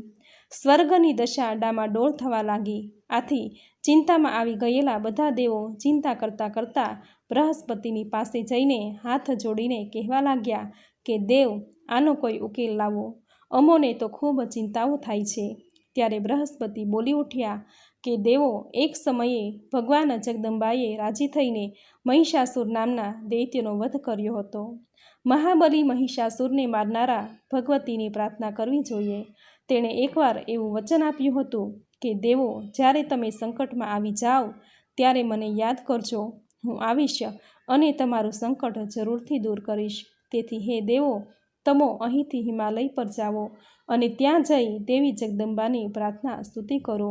એ જો રાજી થશે એટલે સંકટ દૂર થશે જ. ત્યારબાદ બૃહસ્પતિના વચન સાંભળીને બધા દેવો હિમાલયે પ્રસ્થાન કર્યું, અને ત્યાં જઈને તેણે દેવીની આરાધના કરી. ભક્તિભાવપૂર્વક નમસ્કાર કરીને વિવિધ મંત્રોથી સ્તુતિ કરવા લાગ્યા. ત્યારે કરુણાના સાગર સમા દેવી ભગવતી જગદંબા પ્રગટ થયા, અને તેઓ દેવતાઓને પૂછવા લાગ્યા કે હે દેવો, તમારે શું જોઈએ છે? ત્યારે દેવોએ પોતાની સમસ્યા જણાવતા શુંભ અને શુંભનો ત્રાસ અને રાજ્ય છીનવી લીધું હોવાની વાત વિસ્તારથી રજૂ કરી. તેઓને કોઈ પુરુષ મારી શકે તેમ નથી. તો હે દેવી, અમે તમારી શરણે આવ્યા છીએ. અમે તમો જાણી ગયા હશો. કૃપા કરીને અમારી વાત સાંભળીને તેને દંડ આપો અને અમને છોડાવો. હવે સાંભળશું શુંભના દૂત સુગ્રીવ સાથે જગદંબાની વાત. વ્યાસજી આગળ કહે છે, દેવતાઓ એમને શત્રુઓથી ખૂબ સંતુપ્ત હતો. જ્યારે તેણે દેવીને પ્રાર્થના કરી ત્યારે દેવીએ પોતાના વિગ્રહમાંથી બીજું રૂપ પ્રગટ કર્યું. ભગવતી પાર્વતીના રૂપમાંથી જગદંબા સાકાર રૂપમાં પ્રગટ થયા, અને તેથી જ તેને આખું જગત કૌશિકીના નામથી ઓળખવા લાગ્યું. પાર્વતીના શરીરમાંથી કૌશિકી નીકળી જતાં તેનું શરીર ક્ષીણ બની ગયું. એ શરીર વળી કાળું પડી ગયું, તેથી તેઓ કાલિકા કહેવાયા. એ વળી કાલ રાત્રિ પણ કહેવાયા. એટલે જગદંબાએ ત્યાં હાજર સૌ દેવોને કહ્યું, હવે તમારે તમારા નિવાસે શાંતિથી નિવાસ કરો. હું પોતે જ એ શત્રુઓનો સંહાર કરીશ. આટલું બોલીને દેવી કૌશિકીએ સિંહની સવારી કરી અને શત્રુઓનું નગર હતું એ તરફ ગતિ કરવા માંડી. ત્યારે કાલિકાને પણ તેણે સાથે લીધા. કાલિકાની સાથે ભગવતી જગદંબા પણ એ નગર પાસે જઈને ઊભા રહ્યા. એ વખતે શુંભના બે અનુચરો કોઈ પણ જાતના બંધન વિના જઈ રહ્યા હતા. એ અચાનક ત્યાં આવી પહોંચ્યા. તેણે દિવ્ય રૂપ ધારણ કરેલ જગદંબાને જોયા કે નવાઈમાં પડી ગયા. તેણે તરત જ શુંભ પાસે જઈને મરી મસાલો નાખીને આખી વાત કરતાં કહ્યું કે મહારાજ, કામદેવ જેને જોતા જ વિચલિત થઈ જાય તેવા એક સુંદર સ્ત્રી હિમાલયમાંથી આવીને અહીં બહાર સિંહ પર બેઠા છે. અમારું માનવું છે કે એના જેવી અન્ય કોઈ સ્ત્રી મળવી મુશ્કેલ છે. આ જગતમાં કદાચ ન મળે. તેથી આપ પોતે જાઓ અને એને હરી લઈને તમારા પ્રિય પત્ની બનાવી દો. શુંભે સાંભળ્યું એ તો રાજી થઈ ગયો. શુંભે પાસે બેઠેલી સુગ્રીવને એણે જણાવ્યું કે ભાઈ, તું ખૂબ હોશિયાર ચતુર છે. તું ચાલ, મારો દૂત બનીને જા અને મારું કામ પાર પાડીને પાછો આવ.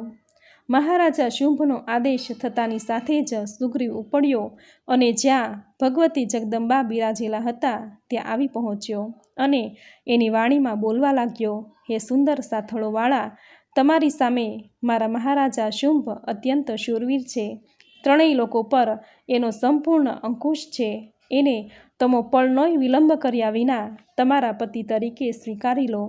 આવો પતિ તમને મળશે નહીં. તેને પતિ બનાવ્યા પછી જગતના સર્વોત્તમ સુખ ભોગવવાની શરૂઆત કરો. શ્રીદેવી મનોમન હસી પડ્યા અને શુંભના દૂતને કહેવા લાગ્યા, હે દૂત, તમારી વાત સાચી છે. હું વળી શુંભને પૂર્ણ રીતે જાણું છું.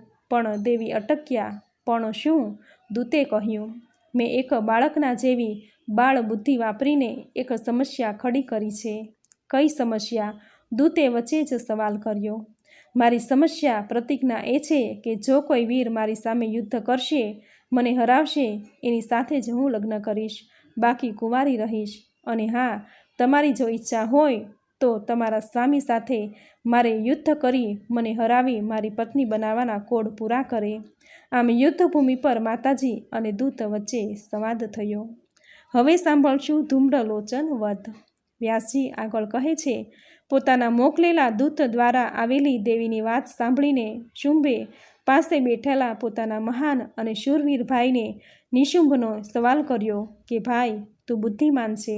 મને જણાવ કે આ સમયે આપણે શું કરવું જોઈએ. કોઈ એક સ્ત્રી યુદ્ધના નામે આપણને પડકાર કરી રહી છે. આપણે એ પડકાર ઝીલી લેવો જોઈએ. નિશુંભ હસ્યો, બોલવા લાગ્યો કે ભાઈ શુંભ, તમે યુદ્ધભૂમિ પર જઈને દેવી સાથે જંગ માંડો. એના કરતાં આપણા વીર એવા શક્તિશાળી ધૂમ્રલોચનને મોકલો. એ વીર મહાબલી જરૂરથી એ સ્ત્રીને હરાવીને અહીં લઈ આવશે. પછી તમે એની સાથે ધામધૂમથી લગ્ન કરજો.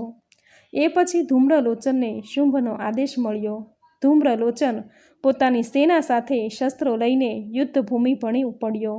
એ સમયે ભગવતી દેવી બગીચાની અંદર બેઠા હતા. ધૂમ્રલોચન આવ્યો અને કહેવા લાગ્યો, હે મહાભાગ્યવાન દેવી, મારા મહારાજા શુંભ તમારા વિરહમાં વિચારોમાં તડપી રહ્યા છે.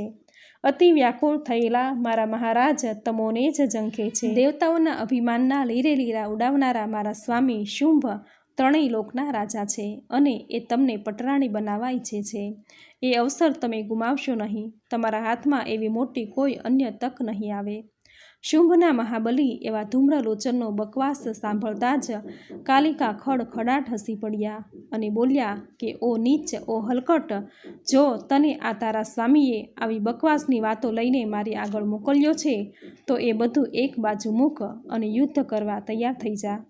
અથવા તો તારા એ બેય સ્વામીઓ શુંભ નિશુંભને મારી સાથે લડવા મોકલ કે પછી પાતાળ ચાલ્યો જા. મહાભાગ દેવી ભગવતીની સાચી વાત કાને પડતા જ ક્રોધથી તે રાતો પીળો થઈ ગયો. પોતાની પાસેનું એક મજબૂત ધનુષ્ય તેણે લીધું અને ભગવતી દેવી પર બાણોની વર્ષા કરવા લાગ્યો. ત્યાં તો કાલી અને ધૂમ્રલોચન વચ્ચે બરાબરની લડાઈ જામી ગઈ.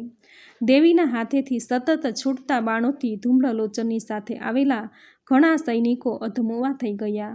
કોઈક વળી બૂમો પાડવા લાગ્યા અને પોતાના સૈનિકોની ભૂંડી દશા જોતા જ ધૂમ્રલોચનના ગુસ્સામાં જાણે ઉછાળો આવ્યો.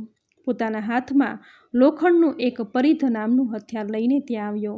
પણ જગદંબાએ એ હુંકાર કર્યો કે એના પ્રભાવથી ધૂમ્રલોચન ત્યાં ને ત્યાં જ બળીને રાખ થઈ ગયો. ધૂમ્રલોચન જેવો મહાબળી ખાખ થઈ ગયાના સમાચારને ફેલાતા વાર ન લાગી. જેટલા સૈનિકો બચ્યા હતા તેઓ ઊભી પૂંછડીએ ભાગ્યા અને જઈને શુંભ નિશુંભને આ સમાચાર આપ્યા. શુંભ નિશુંભની આંખો પહોળી થઈ ગઈ. એણે તરત જ બીજા વળી 2 યોદ્ધાઓ ચંડમુંડ ભણી ઈશારો કર્યો અને કહ્યું કે હવે એ દેવીને હરાવીને અહીં લાવવાની જવાબદારી તમારી છે. તમે શીઘ્ર આપણી સેનાની સાથે યુદ્ધભૂમિ પર પહોંચી જાઓ અને અભિમાનમાં રાચતી એને પકડીને મારી પાસે લઈ આવો. જો એ પકડાઈ છતાં અહીં આવવા માટે માથાકૂટ કરે તો એને ત્યાં જ પૂરી કરી નાખજો. એ વિના હવે છૂટકો નહીં. શુંભ નિશુંભે કહ્યું. હવે સાંભળશું ચંડમુંડનો વધ. વ્યાસજી કહે છે, શુંભ અને શુંભના આ બે યોદ્ધાઓ મહાબળવાન હતા. તેઓ દેવી ભગવતી સામે લડવા માટે ઉતાવળા તો થયા હતા, ત્યાં વળી શુંભે આદેશ આપ્યો અને તેઓ પોતાના અભિમાનમાં છકી જઈને ધનુષનો ટંકાર કરતા રણભૂમિમાં પહોંચી ગયા. આ વખતે જાણે યુદ્ધભૂમિનું દ્રશ્ય બદલાઈ ગયું હતું.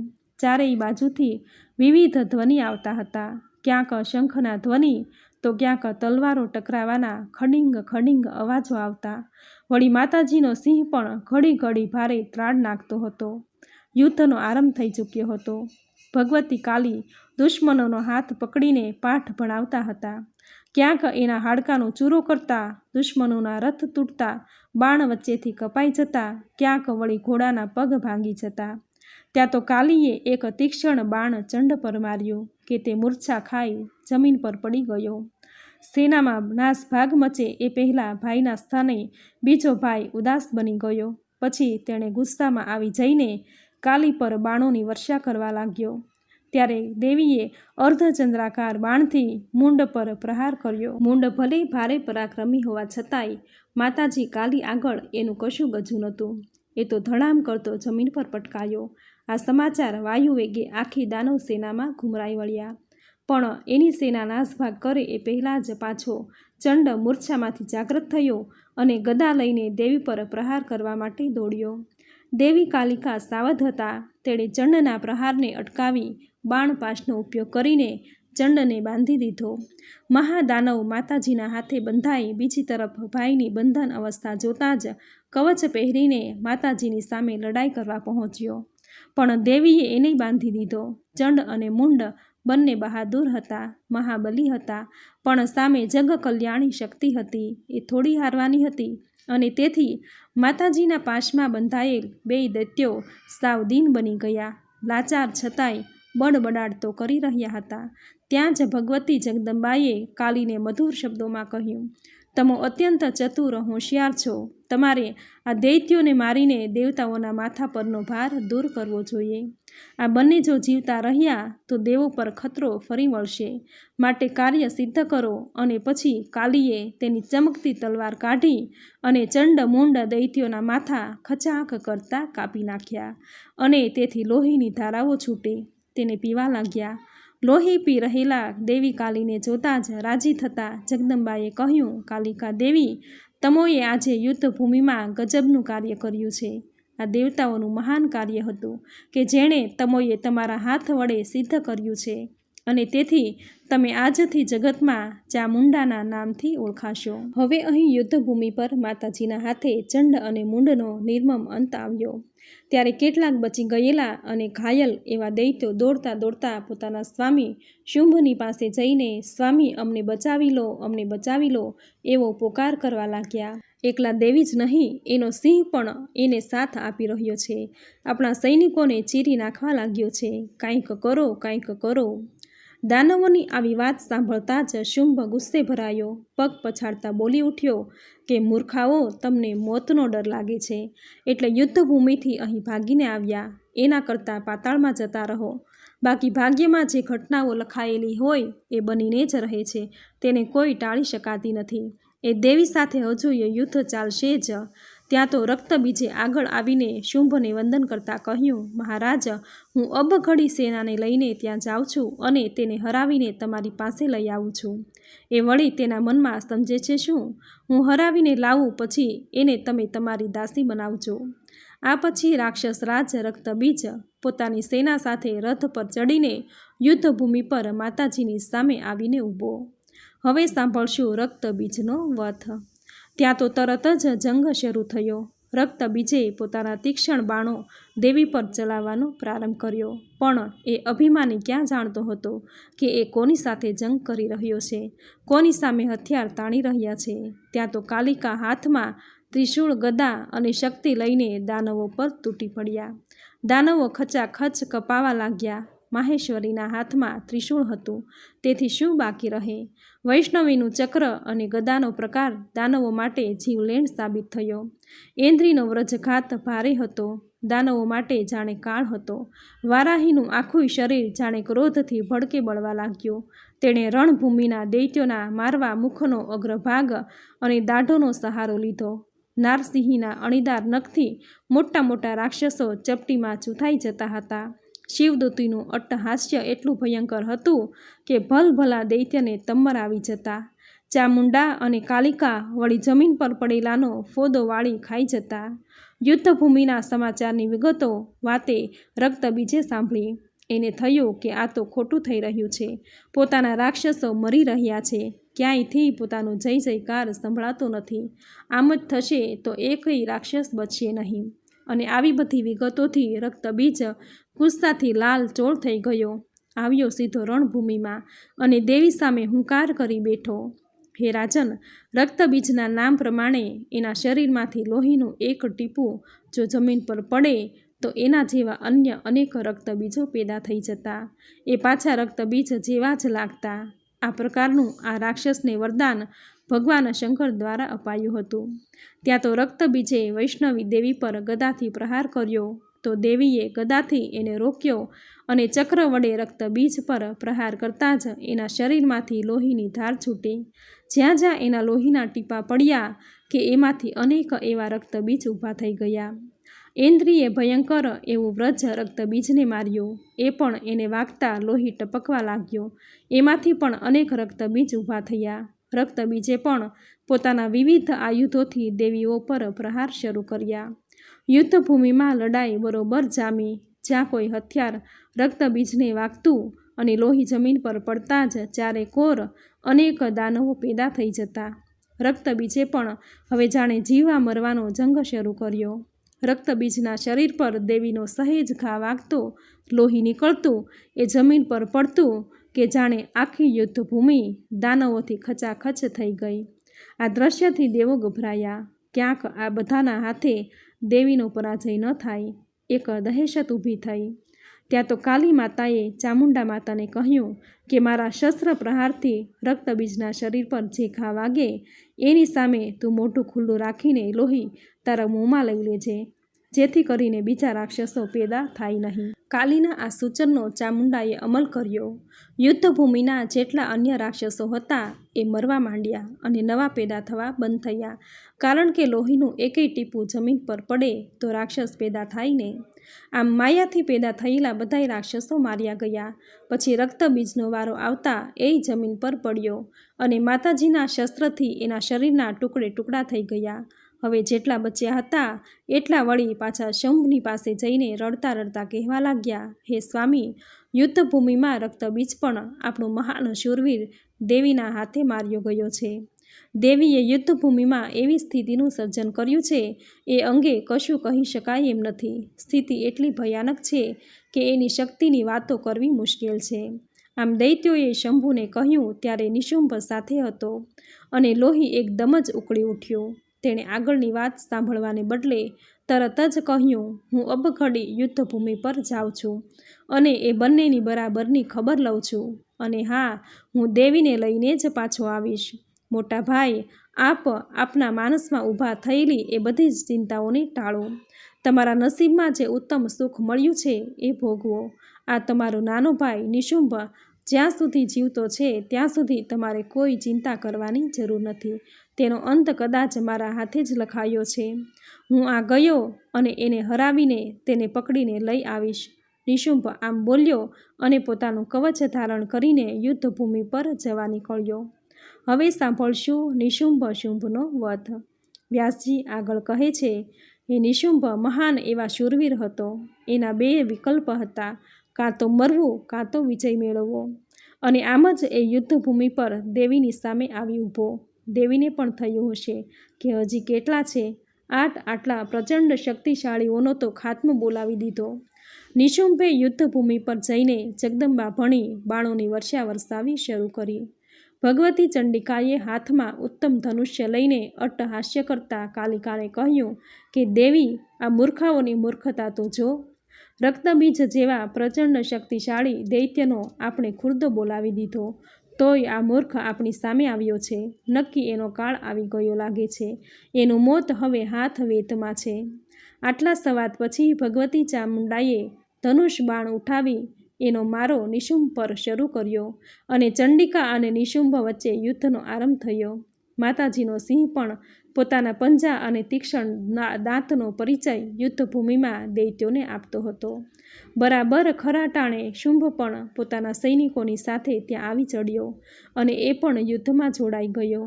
એક તરફ એણે કાલિકા પર પ્રહાર કર્યો અને બીજી તરફ જગદંબાને પકડવા માટે આગળ વધ્યો. દૂરથી તેણે દેવીનું રૂપ જોયું. હવે દેવીની શક્તિ જોતા તેની સાથે પરણવાની તથા જીતવાની આશા મૂકી દીધી. મનમાં માન્યું કે આટલી પ્રચંડ શક્તિ ધરાવનાર દેવીને હરાવવી શક્ય નથી. ત્યાં તો દેવીએ એક મોટા અવાજે શુંભ સામે હસીને કહ્યું, અરે મૂર્ખાઓ, મને જીતવાની જો આશા રાખતા હો તો એ તમારી ખોટી ભૂલ છે. ચૂપચાપ સઘળા આયુધો ફેંકીને પાતાળ ભેગા થઈ જાઓ, કાં તો સમુદ્રમાં સંતાઈ જાઓ, બાકી મારી સામે જીતવાના નથી એ વાત તો નક્કી. દેવીએ સાફ સાફ કહી દીધું. પણ તેથી નિશુંભ વધુ અકળાઈ ગયો અને હાથમાં તલવાર લઈને એકદમ દેવીને મારવા દોડ્યો. તેણે સિંહના માથા પર ઘા કર્યો, પછી દેવી પર તલવારનો ઘા કરવા લાગ્યો. ત્યારે દેવીએ તેની ગદાથી એ પ્રહાર અટકાવી ફરસી વડે નિશુંભ પર ઘા કર્યો કે નિશુંભનો ખભો ચીરાઈ ગયો. આટલો ઘા હોવા છતાંય એ તો ચંડિકા ભણી શસ્ત્રોનો પ્રહાર કરતો હતો. ત્યાં તો ભગવતી ચંડિકાએ ખચાખ કરતો તલવારનો એક ઝાટકો કર્યો અને નિશુંભનું માથું તેના ધડથી ધડામ કરતો યુદ્ધભૂમિ પર પડ્યું. ધૂળમાં રગદોળાઈ ગયું. આ સમાચાર સેનામાં તત્કાળ ફરી વળ્યા. દૈત્યોમાં હાહા મચી ગઈ, ભાગ દોડ મચી ગઈ. સૌ ભાગવા લાગ્યા. આ લડાઈ સમયે શુંભ રાજમહેલમાં ગયો હતો. બીજા પણ નિશુંભનું મોત થતાં રાજમહેલમાં આવી ગયા. હવે એક પળનોય વિલંબ કર્યા વિના શુંભ તરત જ રથમાં બેસીને જ્યાં દેવી હતા ત્યાં આવી પહોંચ્યા અને અભિમાનપૂર્વક કહેવા લાગ્યા કે જોઈ શું રહ્યા છો? હું આવી ગયો છું. મારી સામે યુદ્ધ કરો. પણ હા, સુંદરીના રૂપમાં તમારી સાથે મને યુદ્ધ કરવું યોગ્ય નથી લાગતું. તો સાચે જ તમારે મારી સામે જો યુદ્ધ કરવું હોય તો વિકરાળ રૂપ ધારણ કરો. મને મારવાની અને જોવાની મજા આવશે. બાકી સુંદરતામાં મને રતિના દર્શન થાય છે. તમારા જેવી રૂપાળી સ્ત્રીને જોતા તમને મારવા જાણે મારા હાથ બંધાઈ જાય છે. શુંભ જાણે લવારો માંડ્યો ત્યારે દેવી બોલી ઉઠ્યા, એ અરે મૂર્ખ, તું કાલિકા અથવા ચામુંડા સામે લડાઈ કર. હું તો અહીં ઊભી અને માત્ર જોવાની છું. અને પછી તેણે દેવી કાલિકાને મીઠી વાણીમાં કહ્યું, હે કાલી, તું આ દૈત્યની મરવાની મનોકામના પૂર્ણ કર. અને વ્યાસજી આગળ કહે છે કે કાલિકા પોતે જ કાળ સ્વરૂપિણી છે. જગદંબાની આજ્ઞાથી તેણે ગદા ઉઠાવી અને શુંભ સાથે તેની લડાઈ શરૂ થઈ. બંને વચ્ચે ગદાથી લડાઈ થઈ, પણ શુંભે એક ઘા ગદાનો કાલિકાની છાતીમાં કર્યો તો સામે છેડે ભગવતી કાલિકાએ તલવારથી શુંભનો ડાબો હાથ કાપી નાખ્યો. એનો હાથ કપાઈ જતાં શુંભ લોહી લુહાણ થયો, છતાંય ગદા લઈને મારવા ગયો. પણ કાલિકાએ હસતા હસતા રમત વાતમાં શુંભનો જમણો હાથ પણ કાપી નાખ્યો. હવે શુંભ એના પગના સહારે યુદ્ધ કરતો હતો, પણ દેવીએ એના બેય પગ કાપી નાખ્યા, માથું કાપી નાખ્યું. છેવટે એનું શરીર ધડામ કરતું નીચે પડ્યું. રણભૂમિની ધૂળમાં રગદોળાઈ ગયું. ઇન્દ્ર સહિત તમામ દેવોની એ તરફ નજર જતાં સૌ ભગવતી ચંડિકા અને કાલીની સ્તુતિ કરવા લાગ્યા. આ પવિત્ર આખ્યાનને સાંભળનાર મનુષ્ય ક્યારેય શત્રુથી ભયભીત થતો નથી. વળી આ આખ્યાનનું અધ્યયન શ્રવણ કરનાર માનવી મુક્તિનો અધિકારી બને છે. હવે સાંભળશું રાજા સુરથ અને સમાધિ વૈશ્યની કથા. જન્મેજયે પૂછ્યું, હે મુનિ, હવે એ જણાવો કે સંપૂર્ણ કામનાઓને પૂરી કરવાવાળા તે દેવી સૌથી પહેલાં કોના પર રાજી થયા અને કોને આ દુર્લભ ફળ પ્રાપ્ત કરવાનો સુયોગ પ્રાપ્ત થયો? સુતજી કહે છે કે જન્મેજય રાજાની આ વાત સાંભળીને વ્યાસજી પ્રસન્ન થયા અને મહામાયાની મહિમાનું વર્ણન કરવા લાગ્યા. વ્યાસજી કહે છે, પૂર્વ સમયની આ વાત. એમાં સુરથ નામનો ઉદાર સ્વભાવનો રાજા હતો. તે રાજ્યની રક્ષામાં ખડે પગે રહેતો. એક દિવસ આ રાજાને પહાડો પર રહેતા મલેચ્છો સાથે સંઘર્ષ થયો. એમાંથી યુદ્ધ થયું. ભાગ્ય સંજોગે રાજા સુરથની હાર થઈ અને તેણે પાછા આવવા નગરનો માર્ગ લીધો. ત્યારે નગરમાં જઈને ચોંકાવનારી બાબત જોવા મળી. તેના પ્રધાન મંડળના સભ્યો શત્રુઓના પક્ષમાં થઈ ગયા. તેથી તેણે વિચાર્યું, આ દુષ્ટો સમય પલટાતા દુશ્મન પક્ષે ગયા છે, તેથી મારે તેની પર વિશ્વાસ રાખવો જોઈએ નહીં. આવા વિચારની સાથે તેઓ એકલા જ ઘોડા પર બેસીને નગરની બહાર નીકળી ગયા. માર્ગમાં વિચાર આવ્યો, અહીંથી થોડેક દૂર સુમેધા નામના એક મોટા તપસ્વીને ત્યાં જઈ વિશ્રામ કરું. આમ વિચારીને તે ત્યાં ગયા અને ત્યાં જ રહેવા લાગ્યા. આજકાલ કરતાં એકાદ સપ્તાહ જેટલો સમય પસાર થયો હશે. એક દિવસ આશ્રમમાં આવેલા એક વૃક્ષ નીચે બેઠા બેઠા રાજાને ઘરની અને રાજ્યની ચિંતાઓ થવા લાગી. ત્યારે એક વૈશ્ય રાજાની પાસે આવ્યો. તે દુઃખી જણાતો હતો અને રાજાએ પૂછ્યું કે ભાઈ, તમે કોણ છો? આ વનમાં એકલા ક્યાંથી આવ્યા છો? આ પ્રમાણેના સુરતના પ્રશ્ન પછી તે વૈશ્ય પોતાની આખી વાત કહેવા માંડ્યો. હે અજાણ્યા મિત્ર, હું વૈશ્ય છું. મારું નામ સમાધિ છે. મારી પાસે ખૂબ ધન હતું. વળી હું ધાર્મિક હતો. મારો પુત્ર અને સ્ત્રી ધનના ખૂબ લોભી હતા. તે દુષ્ટોએ મને કંજૂસ કહીને ઘરમાંથી કાઢી મૂક્યો. મારી આ વાત જાણ્યા પછી તમે કોણ છો એ જણાવવા માટે મહેરબાની કરો. રાજા સુરથે કહ્યું, હું રાજા છું. મારું નામ સુરથ છે. લૂંટારુઓએ મને દુઃખી કર્યો છે.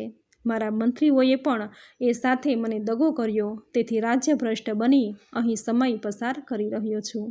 એટલે વૈશ્ય બોલી ઉઠ્યો કે રાજન, ઘરની ચિંતામાં અત્યંત વ્યાકુળ બનેલું મારું મન કોઈ પ્રકારે સ્વસ્થ થઈ શકતું નથી. રાજા કહે, રાજ્ય સંબંધી બાબતોને લઈ હું માનસિક રીતે ખૂબ દુઃખી છું. આ આશ્રમના મુનિ પાસે સાંજે જઈને આપણા દુઃખનો કોઈ અંત આવે એવો ઈલાજ આપણે પૂછીએ. આ પ્રમાણે બંને જણાએ વિચારીને ખૂબ નમ્રતાપૂર્વક મુનિ પાસે ગયા અને પોતાની દર્દભરી વાત કહી. ત્યારે મુનિવર સુમેધાએ તેને શોક અને મોહ નાશ કરવાનો ઉત્તમ ઉપદેશ આપ્યો, જે જ્ઞાનથી છલોછલ ભરેલો હતો. મુનિ સુમેધાએ કહ્યું, રાજન, બંધન અને મોક્ષ અંગેનું કારણ તમને કહું છું. સંસારમાં રહેલી એક મોહમાયા બધા પ્રાણીઓને મોહ પમાડે છે. ભગવતી મહામાયા અનાદિ છે. તે સર્વોપરી અને નિત્ય સ્વરૂપિણી છે. સૃષ્ટિનું પાલન સંહાર કાર્ય એ ભગવતી જગદંબા કરે છે. તેની કૃપાથી બ્રહ્મા વિષ્ણુ મહેશને શક્તિઓ મળી છે, જેમને સાવિત્રી, લક્ષ્મી વગેરે કહેવાય છે. તેથી આ બ્રહ્માદિ દેવો મહાનુભવો હોવા છતાંય તેઓ દેવી ભગવતીનું ઘણા ધ્યાન મનથી પૂજન કરે છે. જગતમાં સંહાર, સર્જન, સ્થિતિ તેના હસ્તક છે. રાજન, ભગવતી જગદંબાનું ઉત્તમ મહાત્મ્ય મેં આપને કહ્યું, પણ તેના ચરિત્રનું વર્ણન થઈ શકે તેમ નથી. હવે સાંભળશું સુરત અને સમાધિ પર દેવીની કૃપા. ત્યારે રાજા સુરથે કહ્યું, હે ભગવાન, મને જગદંબાની આરાધના વિશે જણાવો તો હું પણ તે કરી શકું. સુમેધાજી કહે, રાજન, મનુષ્ય પહેલાં સ્નાન પતાવી સ્વચ્છ વસ્ત્રો ધારણ કરી સ્વચ્છ લીપેલી જમીન પર આસન પાથરી પોતાની શક્તિ પ્રમાણેની પૂજાની સામગ્રી પાસે રાખી પ્રાણાયામ કર્યા પછી ભૂત શુદ્ધિ કરી મંત્ર બોલી પૂજાની વસ્તુઓ પર પાણી છાંટી પ્રાણ પ્રતિષ્ઠા કરવી. ત્રાંબાના પાત્રમાં પવિત્ર શ્વેત ચંદન અથવા અષ્ટગંધથી ષટકોણ યંત્ર લખવું. 99 મંત્રના 8 બીજ બીજા 8 ખૂણે રાખી 9મો અક્ષર વચ્ચે કર્ણિકામાં લખવો. પછી વેદોક્ત વિધિ પ્રમાણે તે યંત્રની પ્રાણ પ્રતિષ્ઠા કરવી. યંત્ર ન હોય તો ભગવતીની ધાતુની પ્રતિમા બનાવી વેદોક્ત વિધિ પ્રમાણે પૂજા કર્યા પછી નર્વાણ મંત્રના જપ કરવા. રોજ તેના ચરિત્રનો પાઠ કરવો જરૂરી છે. ત્યાર પછી તેનું વિસર્જન કરવું. હે રાજન, પોતાનું કલ્યાણ ઈચ્છનારે આસો અને ચૈત્ર મહિનાના શુક્લ પક્ષમાં નવરાત્રિનું વ્રત કરવું. આઠમ, નોમ અને 14ના દિવસે ભગવતી દેવીની ખાસ પૂજા કરવી. જે સ્ત્રી અથવા પુરુષ ભક્તિમાં લીન બની નવરાત્ર વ્રત કરે છે તેના મનની તમામ ઈચ્છાઓ પાર પડે છે. તેમની ઈચ્છાઓ કદી નિષ્ફળ જતી નથી. આસો મહિનાની નવરાત્રિ ભક્તિભાવથી કરે છે. માતાજી તેની તમામ કામનાઓ પરિપૂર્ણ કરે છે. વેદોક્ત મંત્ર વિધિથી કળશ સ્થાપી તેના પર સુંદર યંત્રનું સ્થાપન કરવું. કળશની આજુબાજુ જવારા વાવી ઉપર પુષ્પમાળાઓ મૂકી ચંદરવો બાંધી ધૂપ દીપથી માતાજીની સ્થાપના કરવી. સવારે, બપોરે, સાંજે ત્રણેય સમયે દેવી ભગવતીનું પૂજન કરવું. ભગવતી ચંડિકાના પૂજનમાં શક્તિ પ્રમાણે ખર્ચ કરવો. કંજૂસ વેળા ન કરવા. આઠમ તથા નોમ કોઈ પણ દિવસે માતાજીનો હવન કરી શકાય. બ્રાહ્મણોને પણ ભોજન કરાવવું.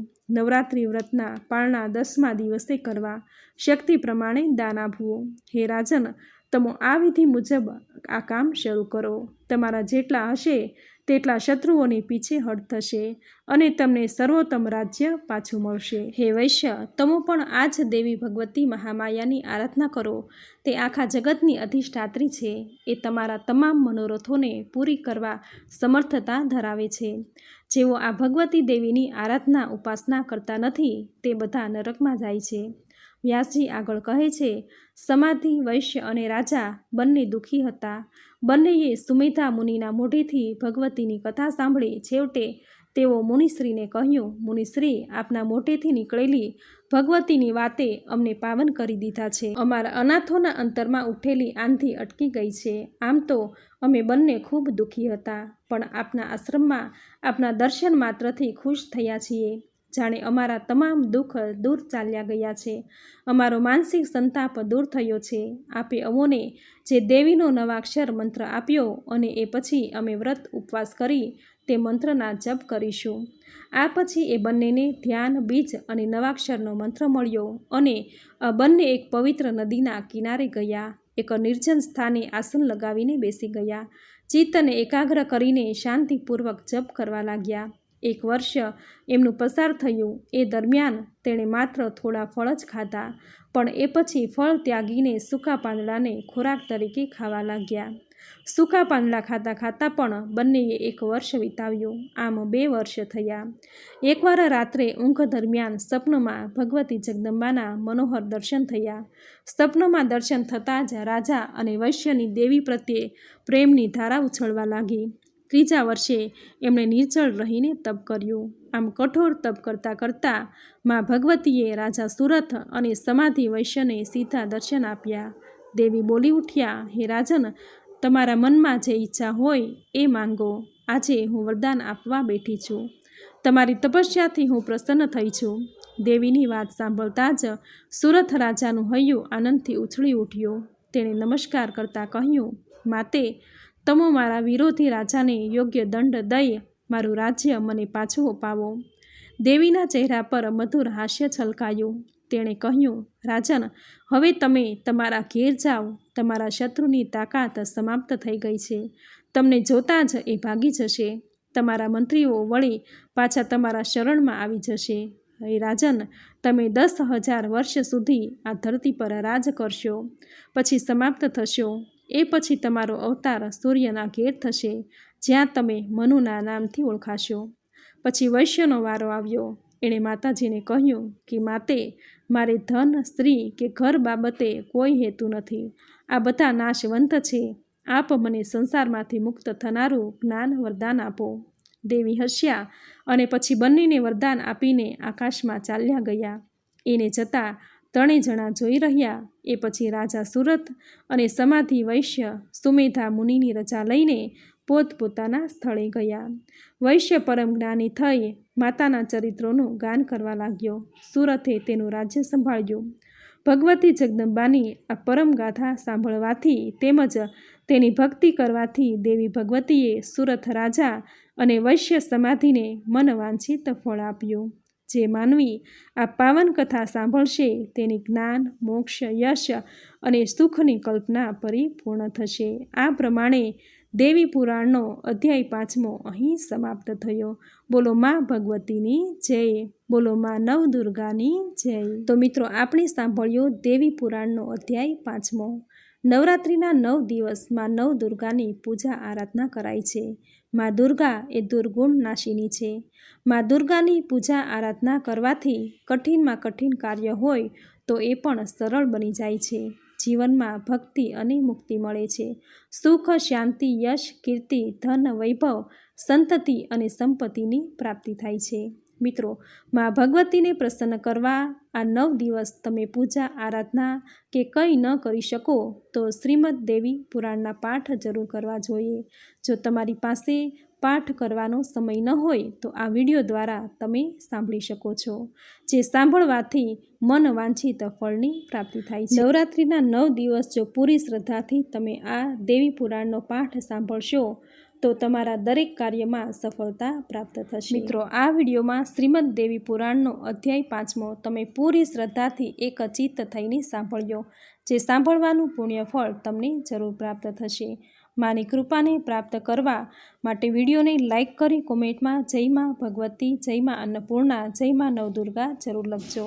ચેનલ પર નવા છો તો ચેનલને સબસ્ક્રાઈબ કરી બાજુમાં બેલ આઇકન પ્રેસ કરી દેજો, જેથી આપણા આવતા દરેક નવા વિડીયોની નોટિફિકેશન તમને મળતી રહે.